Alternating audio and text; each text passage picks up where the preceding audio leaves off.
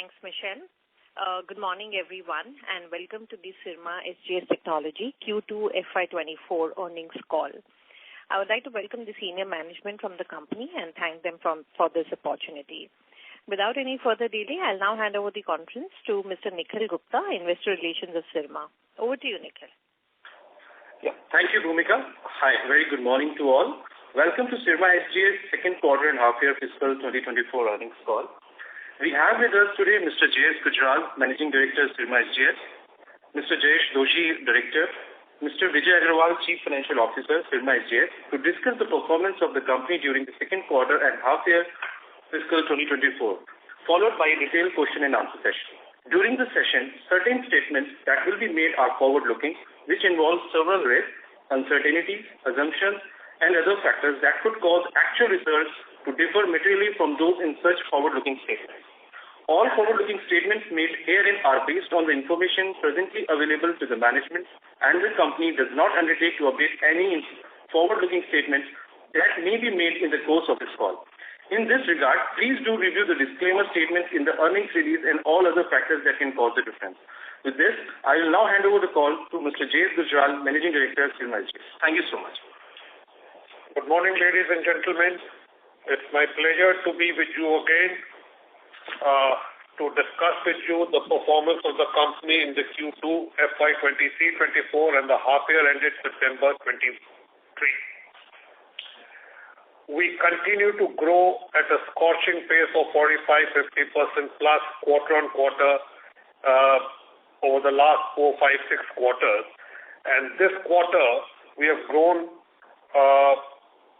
the turnover has grown by about 52%. And if I compare it with the half year, we have grown by about 55% this year. And this pace, we are very confident that the pace of growth will continue, the momentum will continue into the future, and at least for the next 2 to 3 years, we see growth hovering upwards of 35% on an overall basis. EBITDA margins, this year's quarter, operating EBITDA margins are at 7% after a one-time charge-off of expenses related to the acquisition of JDHL, but for which the margins would have been higher by about 0.5% or 0.6%. Overall, we are very confident of the business, and what we believe is that we are building an enterprise for future. Our guidance for this year's revenue and EBITDA margins, EBITDA in absolute terms, stands intact. Typically, first half year of any financial year is accounting for about 45% of the overall annual revenues, and we expect that this trend would continue, and we would be there with the figures which we had indicated to you. There is no significant variation in the mix of revenues quarter on quarter. On year, there has been a slight increase of revenues of the consumer business, and the growth in the consumer segment is primarily coming in from build-to-print of vanilla EMS, which inherently have lower margins. The previous year, the consumer business accounted for was on ODM basis, which has a higher margin. Automotive continues to be about a fourth of our revenue, with consumer about a little more than a third, industrial a little more than a fourth of our revenue. Healthcare has seen a slight revival in the last quarter. As I had indicated in my earnings calls of June, we expected the healthcare to close at about 35 plus crores this quarter, and we are there with that figure in this quarter. But since the non-healthcare business is growing at a much higher pace, the percentage of healthcare as a percentage of total revenue comes down. But in absolute terms, the healthcare is going up. Exports as a percentage of sales account for about 27%, and they have accounted for a growth of about 12% quarter-on-quarter and 9% year-on-year. Now, this again is a play of a domestic demand going up significantly. The domestic demand business has grown by 78%. So when a domestic leg of the business grows at 78%, the export as a percentage of total revenue comes down. But in absolute terms, the export business continues to grow. We had started the journey with three objectives in mind. One was growth at industry plus average, EBITDA of 10%, and working capital of about 70 days. On the two legs, we are on track, and it's only in EBITDA there's a small lag because of the product mix which has changed. We internally monitor the margins based on industry verticals, and we don't find a decline in any margin in the industry vertical. It's only the composition of the revenue change which has resulted in a reduction in the overall EBITDA margins, and also for the one-time charge which I just alluded to earlier. On operating efficiencies, I am happy to share with you that we have had operating efficiency of approximately 5% in overhead compared to half year of last year. And going forward, we believe that we can further improve on this reduction. Now, as far as the future growth of the business is concerned, we are very confident of maintaining this growth rate. On the specific question of exports, the customers which we had onboarded earlier this year, which was in Q4 of FY23 or calendar year this year, the prototyping, the samplings have all started, and the production is on stream in line with what we had projected. And we expect these new customers, multinational customers in exports, to yield a significant revenue of 200 crores plus in the coming year, which is the financial year 24-25. 23-24 is the prototyping and the NPI and the sampling of the things. And once we are able to service these customers in 24-25, they are global customers with billions of dollars of electronic spend. We believe, and we are very confident, that we would be able to significantly uptake our wallet share with these customers. Again, because the domestic demand traction is very, very high, the export as a percentage may hover at around 30% against our wish list of 1/3. Similarly, we had shared with you last time that we had set up a separate design and services center, design and engineering center in April of this year, which is headed by senior colleagues from the company. During this quarter, we have beefed up our marketing presence for design services in US and UK. These are initial stages of work in progress, and I am very confident that going forward in the FY24-25, the design and engineering business of the company will be a mainstay for the growth of ODM and also accretion to the EBITDA and the profit margins. These are early days, but we are investing a lot of resources in manpower and processes in the design center, so that in the coming years, this will contribute to the profitable growth of the company. On the capex cycle, we are on track. We had promised, or we had shared with you that we would be spending about 250 crores on this year, apart from the acquisition. So if I exclude the acquisition of JDHL, we have already spent about 110 crores this year, and the balance is on stream. The plans which we had started early this year, they are on track, and we expect the new facilities, the greenfield new facilities, to start yielding revenues in 24-25. as I shared, all the capex plans which we are doing this year are targeted for 24-25.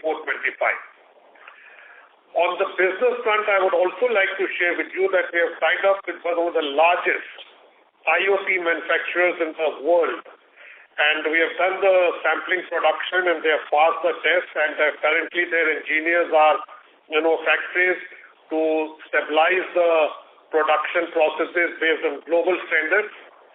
And this IoT application has a variety of application in engineering, telecom, and other energy metering, telecom, and other applications. And we will see a significant uptick in this business. That's all from me. I hand over to Vijay to run you through with the financials, and then I open for any question and answers. Thank you. Yeah, hi. Good morning, everyone. I'll now quickly take you through the brief financials for this quarter and half year ended September 2023.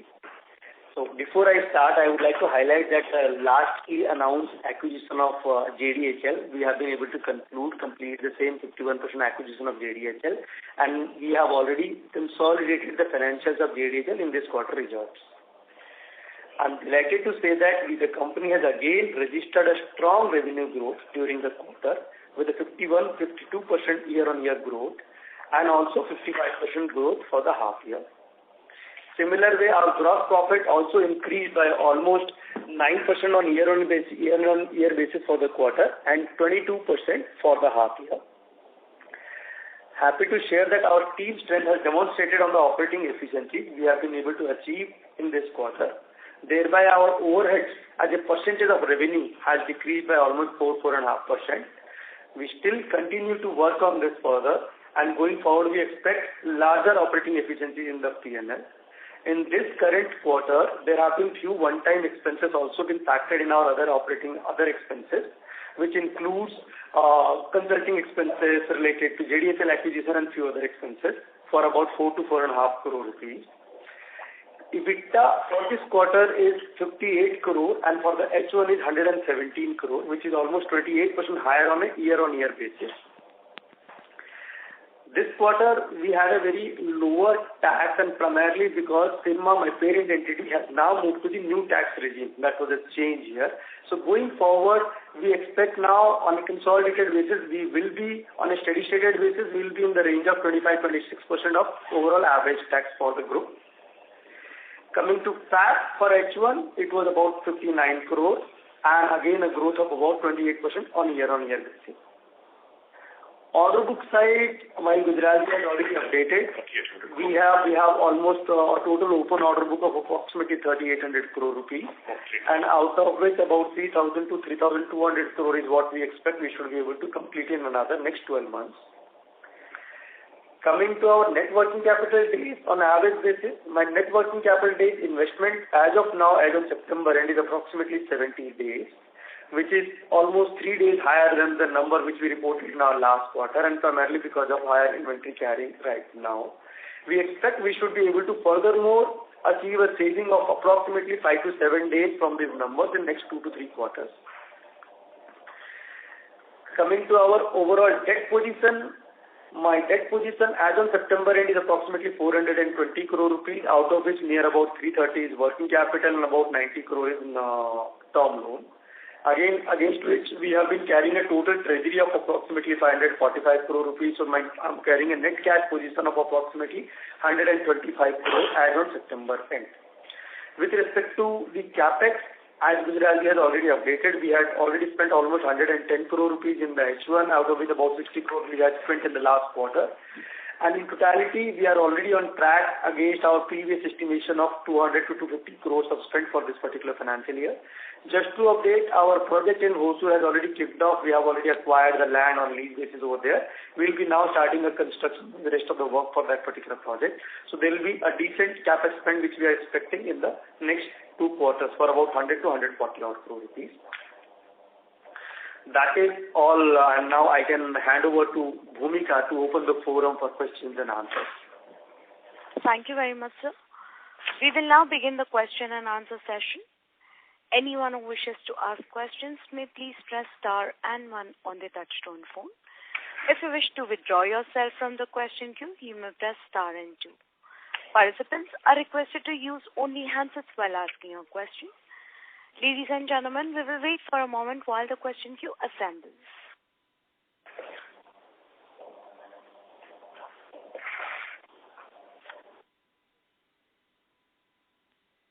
We'll take the first question from the line of Aniket Pandey from DSP Mutual Fund. Please go ahead. Yeah, hi. Thank you for the opportunity. I just wanted to understand which exactly products you are selling into your consumer business, because if you look at your material margin, they have almost halved in this first half of FY24. So just wanted to get a sense on that. Secondly, on your gross margin profile, going forward, what are the levers you have to take up your gross margin again to 30% and higher band? Okay. Now, I'll take that question. It has a two-leg question. The first is the product profile. Three verticals which are accounting for about 75-80% of our revenues are the consumer, the automotive, and industrial. Automotive and industrial, it's a secular migration from one customer to the other customer, addition of new customers all over there. So we do not see a significant negativity. In fact, there's a positive improvement on the margins on these two fronts. In the consumer segment, what has happened, as I shared in my earlier comments, that last year we were primarily catering with the ODM products, which is my own design products. Whereas from somewhere early the last quarter of the last financial year and then this year, the consumer business growth has primarily come in from the EMS, the vanilla EMS or build to print, where the margins internationally are very, very competitive. And hence you see a big reduction in the material margin between the last year and this year. Now, what we do in our internal analysis is that is my ODM, am I maintaining or increasing the margins of ODM? It's the nature of the product which has changed, which has resulted in the margin profile reduction. It is not that the products inherently being manufactured by us over the last several decades have shown a decline. So it's a composition mix. Now the composition mix is a business decision to capture the market. It gives you additional expansion plans. It could be working capital accretive, so all those things. Our margins are currently at about, gross material margins are at about 24%. 24%. If they can go up or they will go up only when my exports kick off, as I shared with my exports coming in next year, for the clients onboarded this year. The current year export growth is only vanilla growth from my existing clients. The real push in the exports will come in the next year. And with the uptick in the healthcare business, I expect healthcare business to be a significant uptick next year. From about, I think, last year it was about 110, 120, 30 crores. It should be at least twice or maybe more than twice that in the coming year. So these three factors, aided by the design and engineering efforts which will fructify next year, I expect the margins sector-wise to go up. In absolute terms, if my vanilla consumer business goes up by a higher percentage, as a percentage, the margins may hover at 27, 26 or whatever, but in absolute terms, there will be a significant growth. So we keep both the things into mind, the percentage and the absolute. I hope I have answered your question.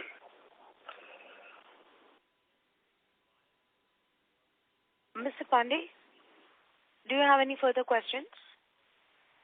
No. Thank you. We'll take the next question from the line of Anirudh Joshi from ICICI Securities. Please go ahead. Yeah, thanks for the opportunity. Sir, excluding the Johari acquisition, I guess it is included for 1 month or 3 months in the quarter. And excluding Johari, what would be the standalone growth rate numbers for revenue, EBITDA, PAT? That's one info. Secondly, the margins have been very volatile. So any explicit guidance you would like to give for EBITDA margins for H2 FY24? That is second question. And third question is, we have been hearing a lot of news flows on the manufacturing of laptops and other IT products in India. While there are, again, from government also the dates are changing a lot. But have you seen any inquiries and any view on that market for how much revenue potential is there, how much revenue opportunity is there for Syrma on that account? Yeah. So there are four questions which you've asked. The first one is the revenue growth without consolidating 1 month of digital. I think there will be hardly a 0.1% difference in the overall revenue with the Johari digital acquisition sort of consolidation this year. So when I say it is 55 plus 52 or 55%, it will be 51.9 or all. There will be no significant change. In EBITDA, there would be slight change. Instead of a 28% growth in EBITDA, it would come to about 26+% growth in EBITDA. The full impact of the positive impact of this acquisition will only kick in the next 6 months when we consolidate that. Now, you refer to the volatility in the margins. As I shared in my earlier question, the volatility in the margins is because of change of product mix. What worries me as a promoter or as an entrepreneur is my businesses were having a volatile margin. For example, my automotive business continues to be at a stable margin. In fact, there is a positive increase this half year. Similarly, my industrial business continues to be at that margin. The volatility has kicked in only because of change in the nature of consumer business which we are doing from ODM to OEM. So I wouldn't call it a volatility. I would call it a change in the mix. And if a lower margin business grows at a higher rate, obviously there is an impact on the overall percentages. We believe, as I shared in my previous question, that with the exports kicking in from the customers onboarded this year and the design and engineering efforts fructifying, coupled with the healthcare business showing a rebound, we should see an uptick in the margins, percentage margins in the coming quarters and medium term. What we are also very cognizant or mindful is of the absolute numbers which we make. And once my business is growing at this pace in absolute figures, and second half is normally better than the first half, historically if we see, I believe that it will help us in attaining the guidance which we had shared with you. Your fourth question was on IT laptops. The IT policy, I'm told, will be announced this week or early next week. Once the IT policy is announced, then the tie-up with the potential customers will begin. So it's a chicken and egg story. A customer doesn't want to tie up without a IT PLI policy in your favor. So you are one of the recipients of the IT PLI. It will be a digital story. If the people, the companies who get IT PLI and are able to tie up with big customers, the revenue growth will not be in hundreds of 200 crores, it will be in thousands of crores. But we should be mindful of the factor that our IT product inherently is like a mobile phone. So it is a low margin or a comparatively tighter margin, but high volume, positive on working capital. So the percentage margins would go down, but the absolute figures would go up.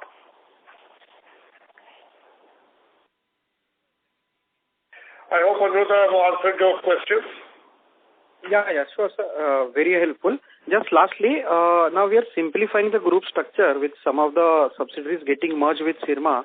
So any synergy benefits that you would like to call out? Yeah, that's it from my side. Thank you. Synergies, consolidations, as we had shared, has already taken place. Just that the expenses or whatever assets are housed in 2-3 different legal entities. Going forward, once the complete merger takes place, that merger per se would result in saving of the compliance cost, a more efficient fund management, because the entire treasury or the funds of the company are housed in one entity rather than in 2 entities, so it will be a more efficient utilization of funds. Per se, with the merger, the operational efficiencies I wouldn't attribute it to the merger. The compliance and efficient use of funds would have a direct impact of the merger. The operational efficiency, for example, 5% reduction in overhead compared to the last half year, has already kicked in, and this is an ongoing process and will continue to it, but I cannot directly attribute it to the merger except for the compliance and the efficient use of working capital. Sure, sir. Thank you. Very helpful. Thank you. Ladies and gentlemen, in order to ensure that the management will be able to address questions from all participants in the conference, please limit your questions to 1 per participant. Should you have a follow-up question, please rejoin the queue. Thank you. We'll take the next question from the line of Alok Deshpande from Nuvama Institutional Equities. Please go ahead. Good morning, sir. So just one question from my side. Given that our consumer segment is growing the fastest, do you expect a much bigger reduction in working capital given the asset turns are more and working capital reduction? So can our ROC go up because of that? You see, end of the day, when we take business, we evaluate various parameters. And typically in a low margin business, the asset turn and the working capital as a positive feature. The negative feature is the low margin or comparatively low margin. The positive is the working capital, the cash flows, and the asset turn. And as this business grows up, we would definitely see the uptick in both the asset turn and a better efficient utilization of working capital. Now, we are growing at 50-odd%. You have to keep the capacities ready for the new customers. And hence, the tangible returns which should have come are not visible. If I was to exclude the assets which have not fructified on a full-time basis, my asset turns are already upward of 6x. But because the capacities are being created for the new customers and new products, there's always a time lag between the creation of the capacity and its utilization. But yes, with the consumer business, we'll see positives on both the things which you mentioned. That's the asset turn and the working capital. Sure, sir. Thank you so much for your answer. Thank you. Thank you. We'll take the next question from the line of Venkatesh Balasubramaniam from Axis Capital. Please go ahead. Yeah, thank you for this opportunity. My question is all related to revenue and EBITDA. You know, all of them are interrelated questions. In one of your answers, you alluded to the fact that about your guidance. So can you once again clarify what exactly is your guidance for revenue and EBITDA margins for the current year? Because we are not aware of any guidance, because even in the last quarter, you didn't mention about any guidance. So can you please clarify clearly what is the guidance for revenue and EBITDA margins? On a related note, you also mentioned that in the first half, normally you do 45% of your yearly revenues. Based on that, back of the envelope, it looks like you're possibly talking about full year revenues of roughly 3,000 crores or 30 billion. And on a related note again, your EBITDA margins in the first half is 8.7%. What is something that we should bake in for the full year? Would it be 8.7% or will it improve slightly? And if it improves, where does this go to for the full year? Okay. I think you're bang on when I shared, absolute future projections is one issue, but we do share the guidance. And when I said that we grow, the first half is approximately 45 odd percent. So whether the final figure is 2,900, 3,000, 2,850 or 3,100, that is, will sort of share when it happens. But you're right, the first based on this, we expect to be around the figure which you indicated. I can't pinpoint exact to the 50 crores whether it will be this or that, because these are long-term contracts and market situations in the last month would vary, where a 1 week delay in a billing could result in a lower turnover. On EBITDA also, you have shared the percentages, and as a logical thing that if we achieve the revenues which we are expecting, we will get some operational efficiencies kicking in, and we should be able to achieve what you have pointed out in your question. So, okay. So you're basically telling if you do get to, let's say, 3,000 crores kind of revenues, 9.2% kind of margins is possible. I'm not holding 9.2 or 10. I'm saying we should be there. Okay. Okay. Thank you. All the very best. Thank you very much. Thank you. We'll take the next question from the line of Meet Jain from Motilal Oswal. Please go ahead. Yeah, hi sir. Thank you for the opportunity. I have one question regarding the order book mix. So if you can provide an order book mix in terms of your end user and also in terms of export. And my other question is regarding anything you are doing for the backward integration, like for PCB manufacturing or OSAT thing. Can you throw some light on that? Okay. While we're pulling out the figures, the order book is approximately 3,800 crores as of 30th of September. Against, I think it was 3,000 odd crores as on 30th of June. The breakup we are just pulling out. Till then, I'll answer the other two questions. We are evaluating OSAT or ATMP as we call it, but as yet we have not taken a final decision because we are very mindful of the capex cycle in this, which is a huge capex. So we are very cautious in evaluating this project. So it is still, let's put it, WIP.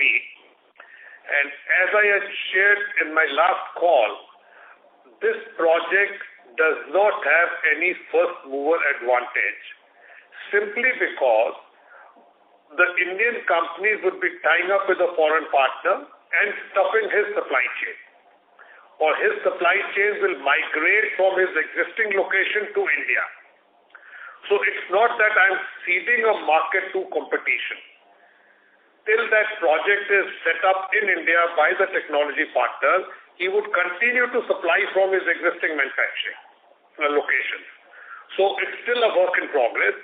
On PCB, we have given it a thought, but when we scan around, we find that none of the EMS companies are into PCB. And I would give benefit of doubt to their global intelligence, whether it is a Foxconn or a Flex or a Jabil or a Sanmina, and I can go on naming. And they're all multi-billion-dollar companies. None of them is into the PCB manufacturing. And PCB manufacturing is a chemical industry. If the growth in my core competency, which is electronics manufacturing, I see a significant growth for the foreseeable future. I would like to spread my management and my capital allocation on this industry. The industry has to have a sync and in line with our core competency. So as of date, PCB we are not evaluating. But OSAT we are evaluating and we are mindful of it. On the order book side, approximately 20% of our order book is related to the export business and the balance is related to the domestic business. In terms of end user mix like auto, healthcare, consumer? In that, if you see broadly about 20% is towards auto and similar way about 20% towards industrial business and about 10 to 15% is related to healthcare, IT and railways business, and about 45 to 50% is related to consumer business. See, I'd just like to add on this. The export business is just onboarded the customers when doing the sampling. So what we have is the contracts and we don't have the firm orders. So we don't call it a firm order till a purchase order is physically received into a system. So on the visibility of exports, I have shared with you that the new customers which we have onboarded should give us 200 crores of revenue next year. All of them we may not have had the orders in hand. We have contracts with them. The consumer business has a better visibility because now it's a mature business with us, and hence we have contracts for a longer period.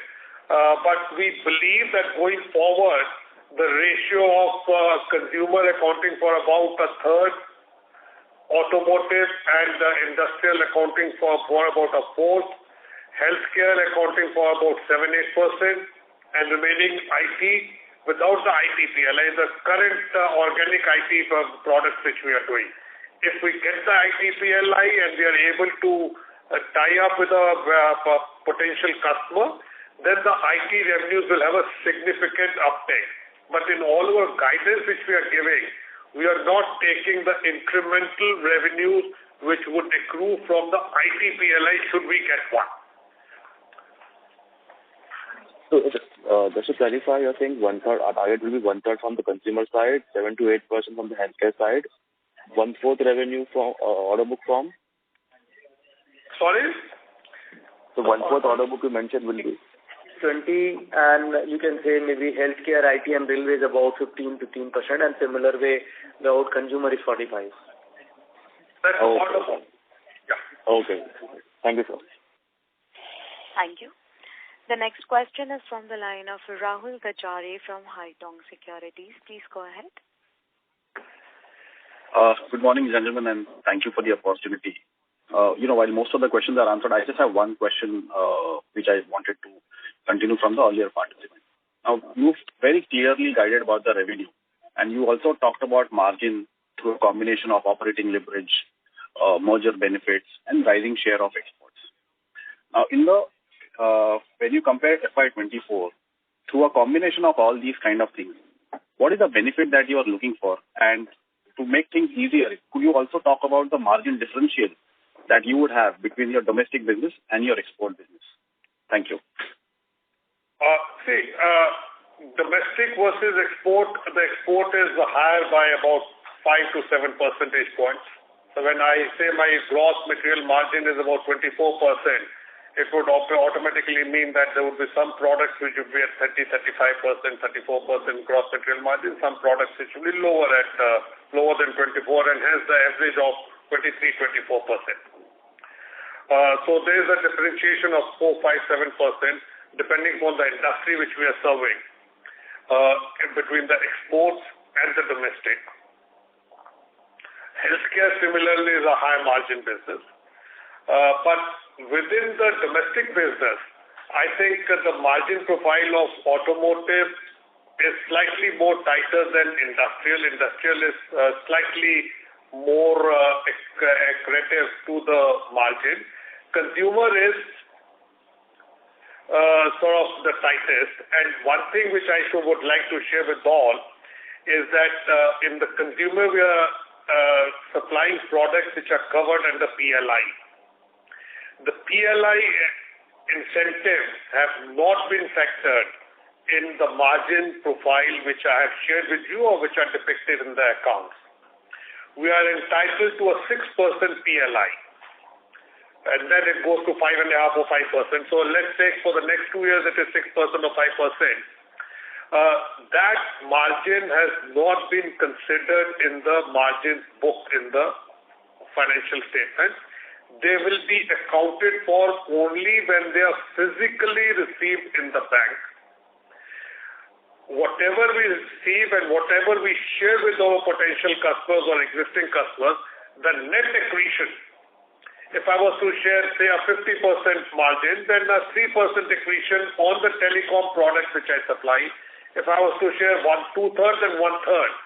So for a sort of a rough sort of indication, for the last year, our PLI is about 9 crore rupees.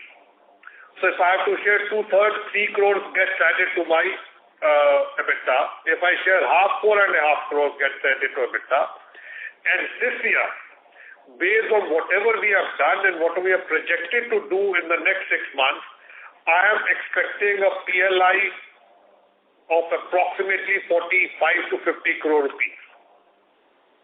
Now, if I share 1/3 or 2/3 with the customer, 15 crore rupees still comes into my balance sheet. If I share half, it is 25. These are negotiations for commercial negotiations, but we have not factored in the PLI in these things. So hence, the margins are tighter. That is very helpful. And this PLI, where are these accounted for in your P&L? We have not accounted for today because we have not received till today. Last year, I'm talking about last year. Also, we have not received. Once we receive, we'll account for it this year.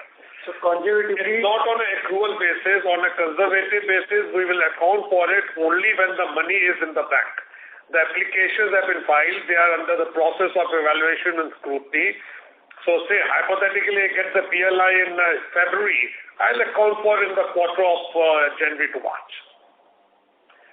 So these financials don't have a reflection of PLI at all. Sure. And you will account it in other income, I would imagine. That will go by the guidance of what the industry practices and what the institute or the auditors advise. We'll go by the industry practice. I don't know how Dixon and other companies which have already received it. I'll ask Vijay to go through it, and it will be accounted for in the main income. So this should come as other operating income, you are right, as per the accounting standard, and it will be guided by the auditors here in this particular case. Sure. Thank you very much, and all the very best. Thank you. We'll take the next question from the line of Amar Maurya from Alpha Accurate Advisors Private Limited. Please go ahead. Sir, thanks a lot for the opportunity. Couple of questions from my side. Sir, firstly, if you can give me what was the JDHL growth in the first half, and what was the revenue consolidated in Q2, if any? That is number 2. And then I have few follow-up. So JDHL in this quarter, we have only maybe less than a month kind of a performance is what we have considered, because we acquired that particular entity on 5th of September. So the revenues are less than 10 crore rupees, and similarly very minor EBITDA and PAT has been added in this particular quarter. Going forward, it should be a normal full complete performance which will be consolidated. And the revenue growth, when we are seeing, as maybe Mr. Gujral has previously explained, the growth numbers will be broadly similar. So like instead of 55%, you can consider 54.5% of the revenue growth on H1 basis. And same way, EBITDA and PAT growth, which we have been saying 28%, that can come down to 26.5% and 27% broadly. For JDHL? That is for our performance excluding JDHL. No, sir. What I want to know is that JDHL first half performance, since you consolidated, what was the JDHL's first half growth?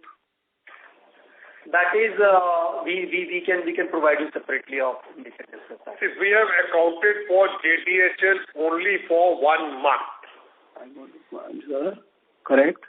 But at least we must be now having 6 months of performance of JDHL, right?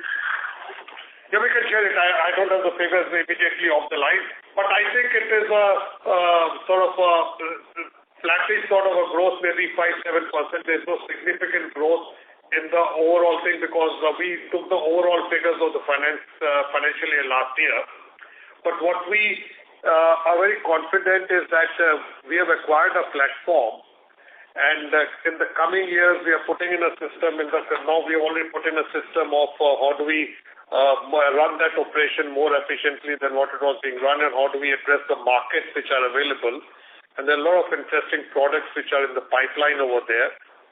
And we have got some central government approvals. We are tying up with one of the renowned Indian brands for the medical devices, for supplying it to him. So we are confident and bullish on the growth in the portfolio of JDHL and healthcare, which we already have. Okay. But the exact figures, your question, I think Vijay will, you can connect with Vijay or Nikhil. They will share with you the figures offline. We don't have that published information for the first 6 months of last year versus first 6 months of this year, because we had only consolidated 1 month figure and we had a separate account audited. Sir, second question is, if I consider, let's say, JDHL flat number last year, then in second half, at least we will do a healthcare revenue of around 200 crore, considering the 51 crore run rate from your existing business and remaining coming from JDHL. Then basically what we are talking is a gross margin of 24% because your healthcare mix will change. So that will lead to a second half gross margin of around 24%. But despite that, are we like if I do that math, then probably we will be short of in our EBITDA margin even lesser than 9%. See, finally on this thing, we would consolidate the figures, and whether it is 9%, whether it is 8.5%, as I said, we are into a marathon and not a sprint. And I'm honestly, while quarter-on-quarter performances and figures are very, very important, and the market and the analysts are very sensitive to it, but we, being in the business for the long haul, while we are mindful for it, while we are sensitive to it, but we're not hung up about it. I am looking at the long-term picture of the company. A minor aberration here, a minor aberration there, it's part and parcel of the business. Is my long-term story intact? The answer is a big, firm yes. In bold letters, font 25. So we're very confident of that. So let's leave it at that and we can discuss it in detail. I'm looking at the global, overall long-term picture.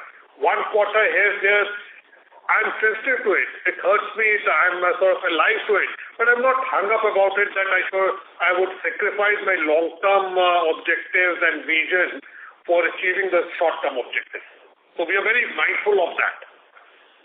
So, sir, basically what we are trying to understand, or probably everybody is trying to understand one thing, that, sir, obviously top-line growth is important, but there should be certain benchmark that below that we will not go on the EBITDA margin, right? See, basically at a low margin, every business is available, right? But there should be a certain benchmark that below that will not go, right? See, even today, if I was to not include the one-time write-off, we are at about 8%, 7 by 8% of operating EBITDA, financial income ko chhod ke. So I think that should be a fair guidance to all of us that where the company is going.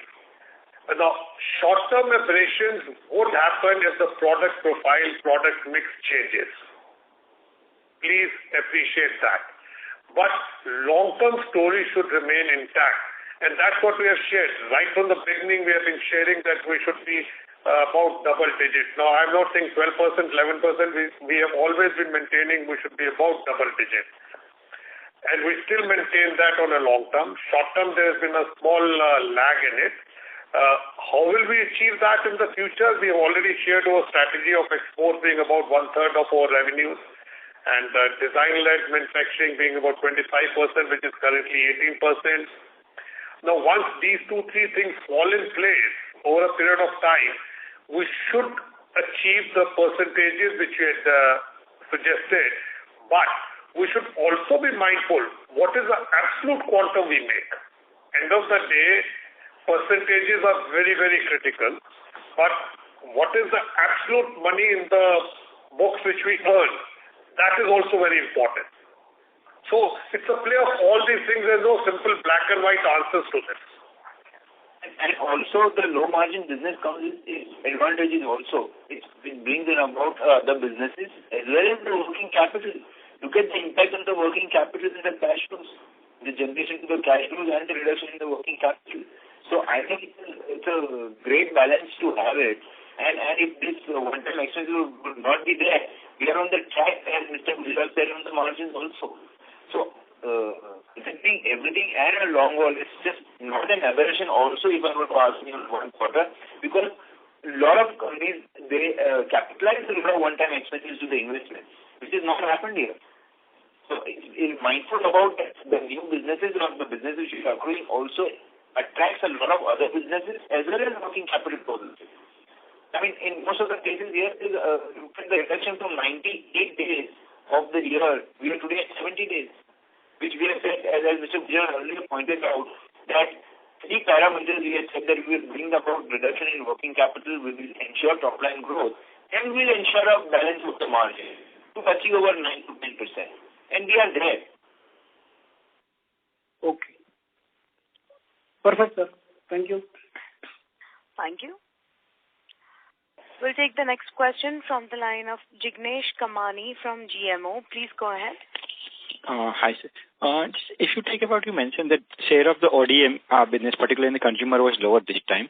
I believe ODM is significantly high working capital cycle versus OEM. So despite lower share of ODM, we have not seen any improvement in the working capital cycle. So I just want to know the reason behind that. And can you help understand about, is there any material difference in the working capital cycle between auto, consumer, and other segment? Sorry, I couldn't get the last part of your question. Second thing is on in segment-wise, be it auto, industrial, healthcare, is there any material difference in the working capital cycle? In the Working capital cycle. Okay. You see, typically in the industry as a thing, products which have a high margin would have a high working capital cycle because the volumes would be lower. The low margin products, the volumes would be higher, so the operational efficiencies both on asset turn and the working capital kick in. Now, we are very mindful of the overall thing. End of the day, we have to have positive cash flow on a consistent, is not quarter on quarter, but at least on a yearly basis, half-yearly basis, we have a positive cash flow. The margins in ODM are 5 to 7% higher than the plain vanilla build product, but then it will also depend upon the industry which you are servicing. So, the working capital cycle in automotive, industrial, healthcare, by and large is same. There is no significant difference between the two. Now, if you are supplying to contracts which are with government, the working capital cycle could be very, very high, as some of the peers have in the industry, their published information. But if you are supplying to the private sector, export, typical net working capital cycle should be about 80-85 days. Coupled with other products, we brought it down to 70 days, and we expect to bring it down by another 5 to 7 days in the coming quarters. So if you take about the second quarter, despite lower share of ODM, working capital is not reduced. So just want to understand the reason behind that. In this second quarter, so like quarter on quarter, while we have been targeting to reduce the working capital, but quarter on quarter average, this is primarily like some customer related inventory is what we have got in the end of this quarter. So that's where there is a 3 days of difference. It has not reduced it, but these are some things like quarter on quarter variations which will keep on happening. Okay. Now, just to add on to what Vijay said, as I shared in the beginning, that the customers, export customers which we are onboarded, we have procured inventories. I'm not saying the inventories have been procured for series production, which is to start in January or April of next year. But when you buy products for new customers and new products, when you buy the material, you are stuck up with the minimum order quantity or the sort of a size of a component, a spool. The components typically come in a spool. So I may have to make 100 pieces, but I'm stuck up with 5,000 pieces of inventory because the minimum spool size is 5,000. So 3 days variation, which is less than 5% in terms of number of days, is a play of many factors. And one shipment for some reason gets late, you are stuck up with the inventory. So on a consistent basis, we have brought it down from upwards of 90 to 70. Now 70 becomes 67 or 65 or 72, 71. Last year it was 67. That's a commercial play, and I think we should not be too sort of sensitive to it. These are commercial things. End of the day, what we are interested in knowing or what we look at is the trend right? Are we reducing the working capital cycle or not? And there the trend is very, very discernible that yes, my teams have done a good job in bringing down the working capital cycle, and I think a good reference point will be to see what other peers have done in the industry. to benchmark. Also, as we grow at this rate, scorching rate with new capacities coming up, you have to stock up inventory for the next phase of the growth. Understood it. So, if you take about 3-5 years down the line, what kind of operating cash flow to EBITDA ratio we are comfortable at? So we are targeting a OCF to EBITDA going forward on a steady basis 50% plus. That's what is our clear target. We are continuously working towards it. In H1, this is still about 20%, but given the working capital efficiencies which we are targeting for H2, we should be able to improve it further. Sure. And just adding to that, since incrementally more growth is coming from healthcare or some export also, which are slightly heavy on the working cycle, is there any risk for the further increase in the working capital cycle in near term? See, on an overall basis, I think we should be hovering at about 70 days. I'll be happy if we can bring it down by another 4, 5, 6 days. I don't personally foresee a significant uptake in the working capital number of days. But again, there's one caveat to it. When I start the manufacturing of series production for my export customers, then till the production cycle comes into peak for a month, 2 months, the inventory levels could go up. And the sales would cook in 30 days, 40 days later. So I have to stock the inventory before to start the production. So month on month, there could be slight aberration. But on a long-term basis, with all the product mixes which we have got, we're very confident that we'll be south of 70 rather than north of 70 days. Sure. Thanks a lot. Thank you. We'll take the next question from the line of Keyur Pandya from ICICI Prudential Life Insurance. Please go ahead. Thanks for the opportunity. Just want a clarification. So, the kind of mix change you have seen within the consumer also, are we seeing based on our order book such changes in any of the other such segments, either positive or negative mix change in other segments? And the one clarification is that, so basically you are mentioning that by FY25 mix would improve and that would give us not only growth but margin accretive growth, but that would be in FY25. Yeah. You see the product mix in FY24-25 in absolute figures will see a uptick in exports, will see a uptick in healthcare. But the domestic business would continue to go at the scorching pace of 60-70% of whatever it is, led by, I emphasize, on the consumer.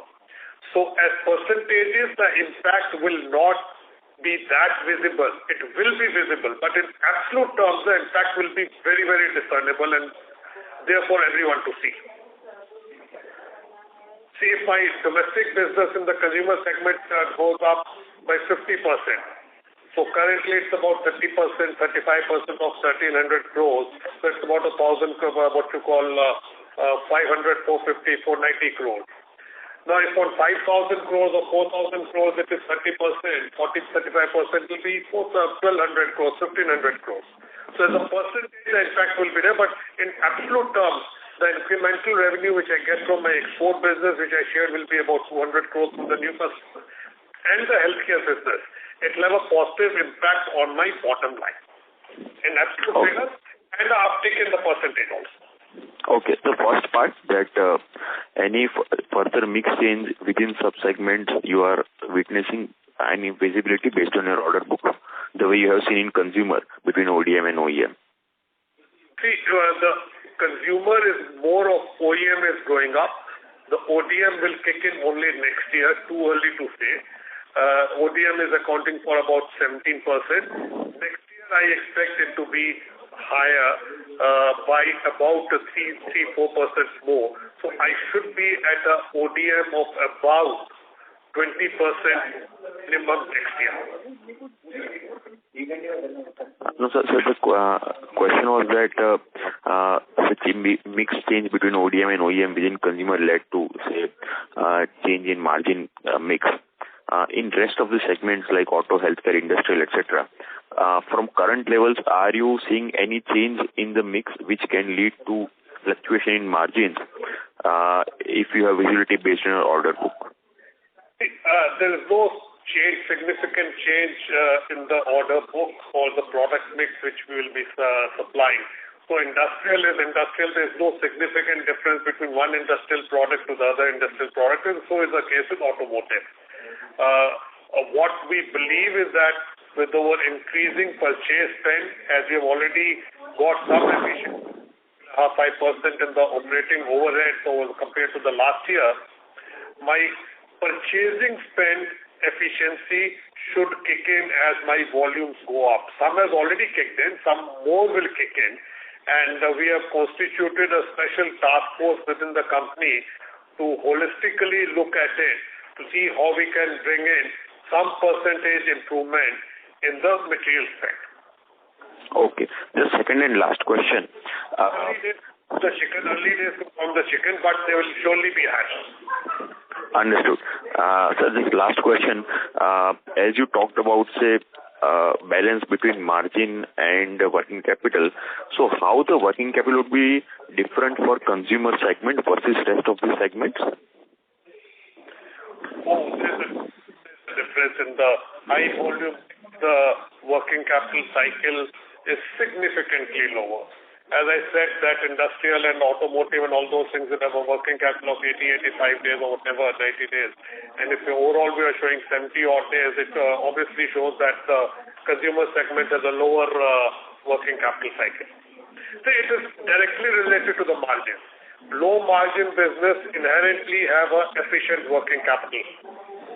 High margin business, because the volumes are low, the varieties are large, the working capital cycle is a bit high. So this is intrinsically across industries globally. So working quantify the range. Yeah. If you can just give some idea, not exact number, probably range would give more clarity. Sorry, I couldn't get it.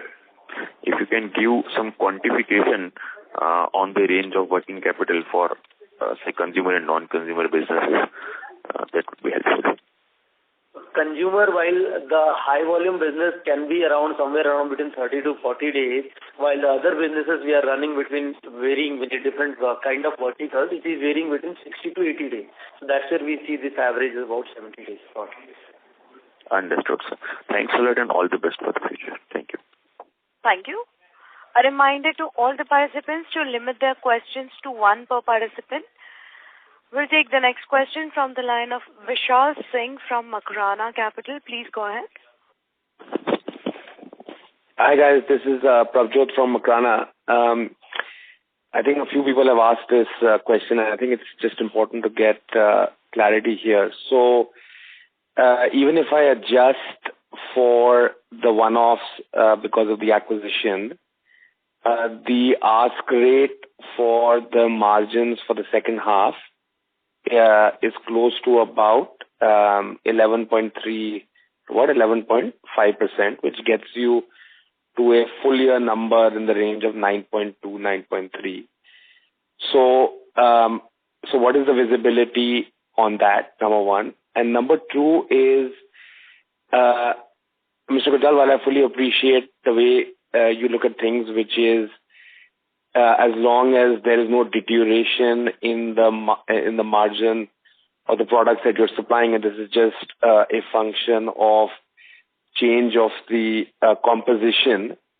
I think what people are, including us, are trying to get our head around is, so this is essentially the second quarter running where margins have come out lower, driven by the consumer business. So I think what people are trying to figure out is, when you look forward, how does the business shape up? Because if the business is going to be consumer heavy, then clearly the margins will structurally be lower, while obviously growth can be higher and absolute number can be the same or give or take. So how do you think about that? Because I think, and if that dynamic changes, I think just more visibility around, okay, look, this is where we are today. Over the next 18 to 24 months, this is how we get to that double digit, like you said, exports 2-3% higher, obviously your peers in the business are getting a lot of orders in railways, which obviously continues to do heavy capex. Just maybe more visibility around that path to double digit or not, if consumer is going to be just a bigger component structurally. See, in the short term, which is a couple of quarters, the consumer would be a heavy weight in our portfolio. In the long run, once the exports and other products kick in, it will come back to its normal percentage. We would love to have no industry segment accounting for more than 25% of our revenue on a long-term basis. That's a sort of objective which we have set for ourselves. But aberrations within the quarters do happen. And as I shared in one of my earlier questions, we have not factored in any PLI benefit for the current year or whatever. So hypothetically, if I was to take PLI on an accrual basis, which I will not, as a conservative entrepreneur, my margins go up by another 0.6, 0.7, 8%, 0.8% because of the PLI itself. Long-term consumers should be around 30% plus. I don't see it coming down to 25% in the near future. When I say near future, even in 24-25. Thereafter, it's too early to guess how the things pan out.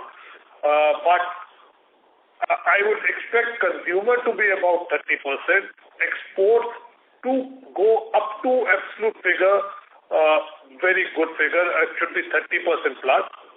And once my design efforts kick in, and we have hired resources, marketing resources in US and England, London, to spearhead the design marketing, I think we are there with the figures of the EBITDA margin which we have taken. Mr. Vishal, one other question. So I understand exports, I understand consumer. What about the other, which was the whole thesis around import substitution? Now, whether that is industrial, railways, how do you think about that business and the growth in that business? The industrial railways are a long haul. The values will not be very significant in the short term.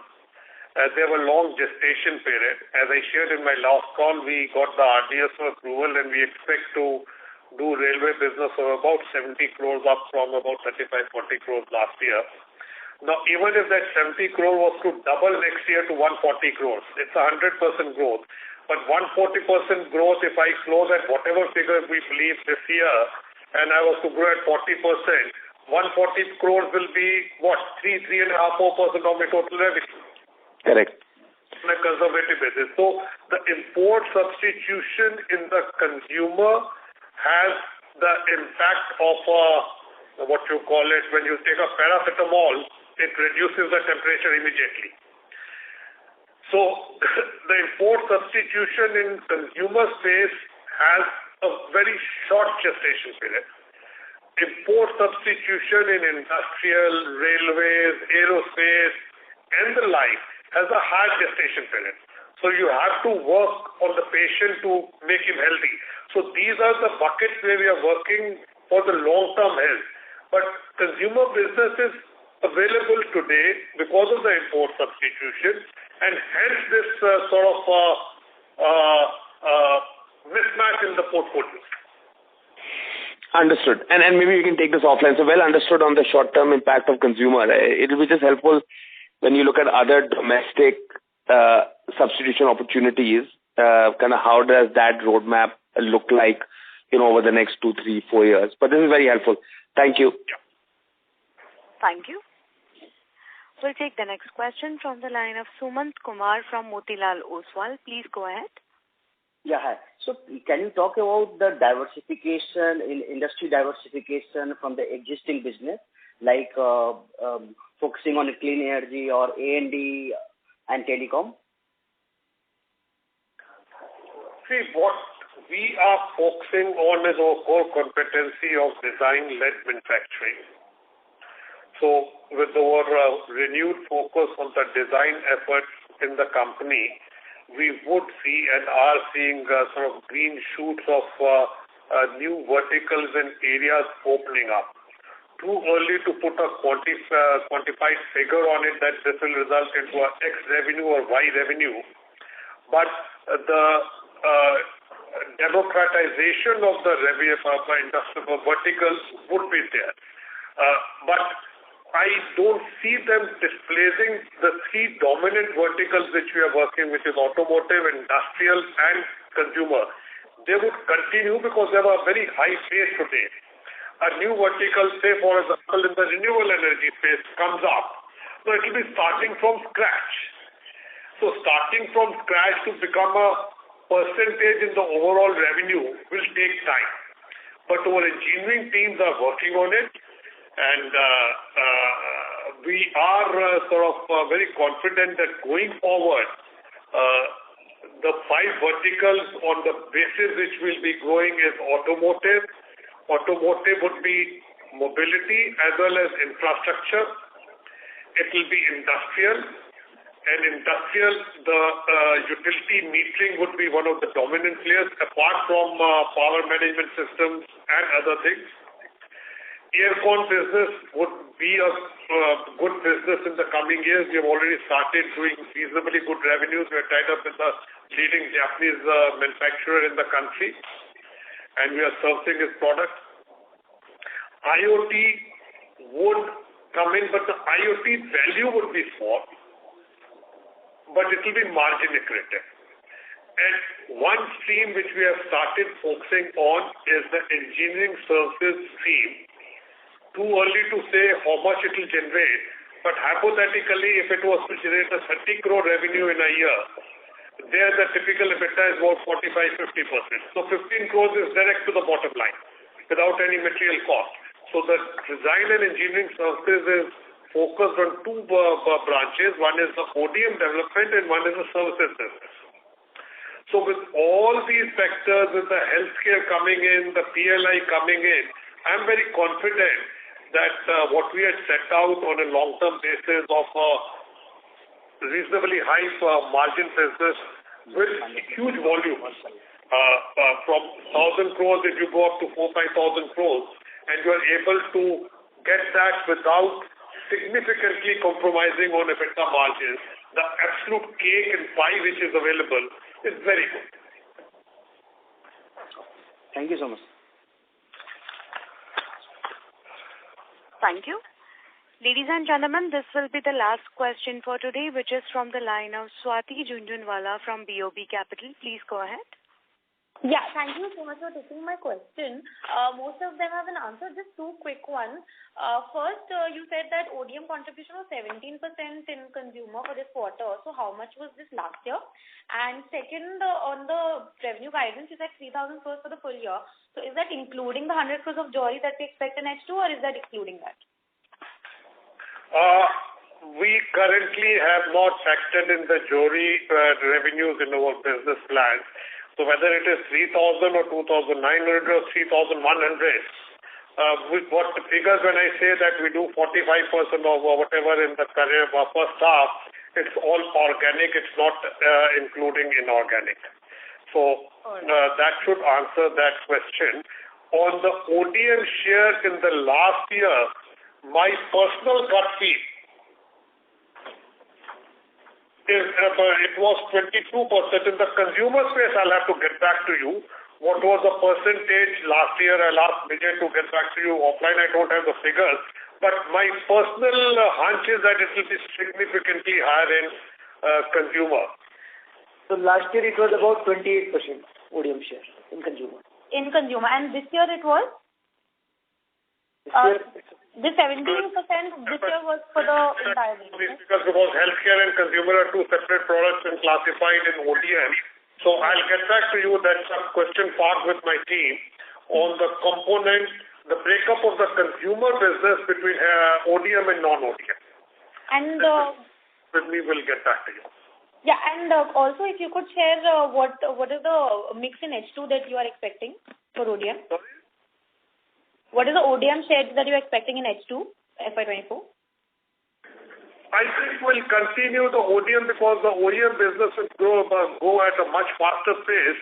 I think on the organic basis, my ODM share should be same as about this year, which is 17-18%. But with the inorganic sort of consolidation of figures, it should go up. Got it. All right. Thank you so much for taking my question. Thank you.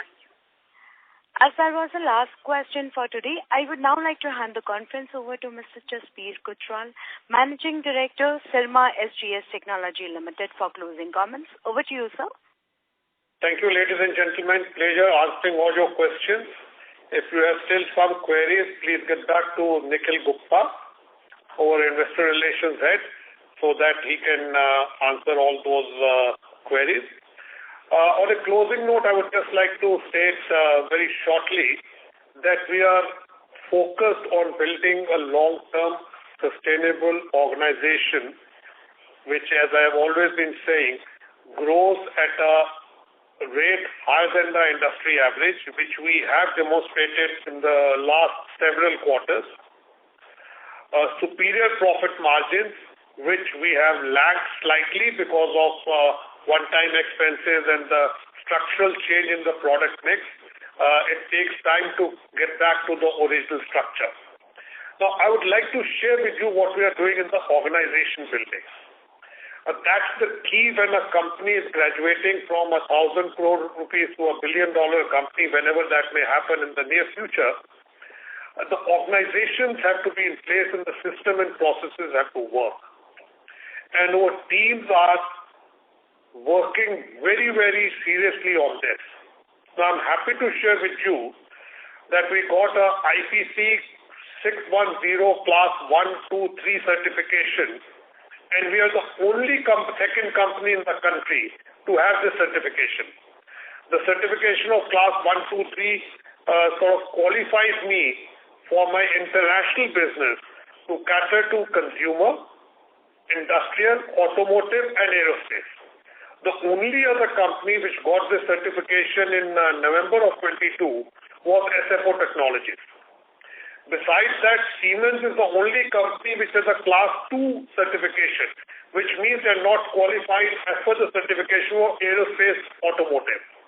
Now, these processes and systems take a lot of time, a lot of cost, but they are enabling the organization to be future ready. As we have shared in our presentation, we have been listed among the top 200 Forbes growing companies. So all this is a demonstration of the effort of the team. I am just a cog in the wheel. It's the team which delivers. So anything which has happened positive in the organization is full credit to the team. And any negative or any aberrations which have happened, it is the leadership which has to take the sort of responsibility. I would only assure you that we are very, very focused on growth, profitability, social responsibility. For example, we have set ourselves a target of 50% sourcing of energy from green sources. And we are entering into long-term contracts to ensure that, which will not only be positive in terms of carbon footprint generation, will be reducing that, but it will also be saving on the energy cost. Next quarter, when I meet you, I'll have even better information and news, and I'm very confident of the long-term growth of the company. Thank you very much. Thank you, members of the management. Ladies and gentlemen, on behalf of DAM Capital Advisors Limited, that concludes this